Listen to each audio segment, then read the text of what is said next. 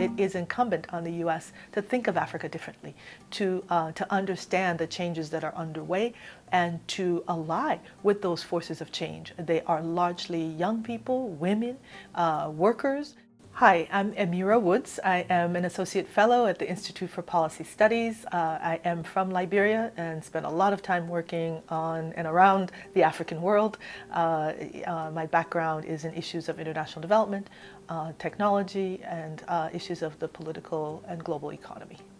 The U.S. is very much dependent on Africa, the U.S. and the global economy, but about 90% of U.S. engagement with Africa, U.S. trade, is in oil, gas, mining, and now land grabs, where Africa's really the bastion of the last remaining fertile land on the planet.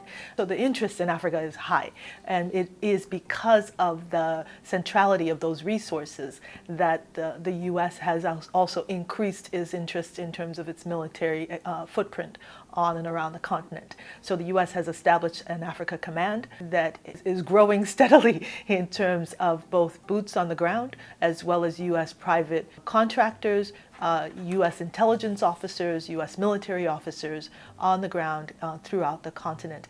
Much of this is under the lens of countering terrorism, but what you see is that it is a clear correlation between resources, particularly the mining and oil and natural gas assets.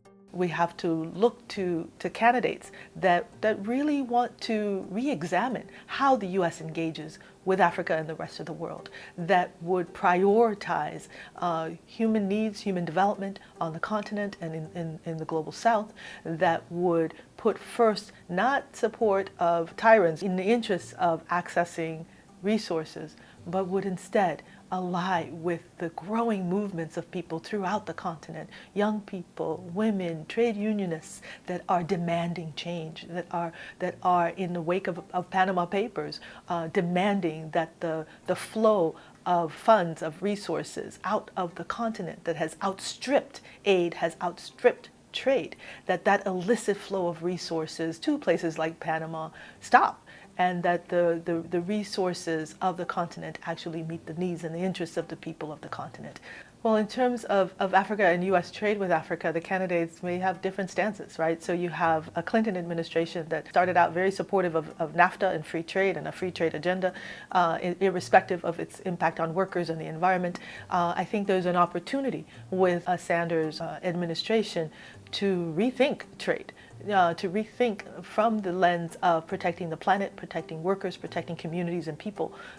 And so it is a different trade agenda. On the right, there are conservative forces underway that are pushing some very draconian ideas. You know, that Christian right from the U.S. is worrisome in terms of how it's engaging with Africa and what the implications are for human rights, for social justice on the continent. For more information, please go to the Institute for Policy Studies at www.ips-dc.org.